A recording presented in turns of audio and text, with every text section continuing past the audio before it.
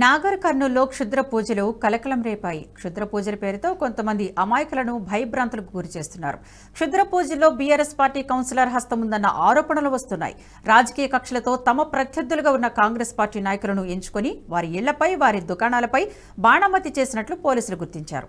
CCTV footage ఆధారంగా దర్యాప్తు చేయగా బాణమతి చేసింది మోయిన్ ఇనాయతులుగా వెల్లడైందని నాగర్ కర్నూలు డీఎస్పీ తెలిపారు.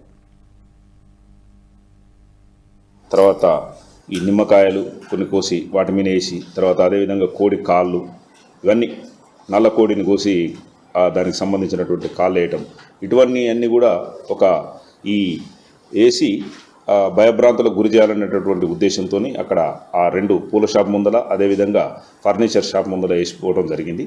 అక్కడ ఉన్నటువంటి సీసీ కెమెరాలన్నింటిని కూడా ఐడెంటిఫై చేస్తే వాళ్ళిద్దరు కూడా ఎండి మోయిన్ నాగర్ కర్నూలు, తర్వాత ఎండి ఇనాయత్ లింగాల అనేటటువంటి ఇద్దరు వ్యక్తులు ఇవి చేసిరని చెప్పేసి మనం ఐడెంటిఫై చేయడం జరిగింది.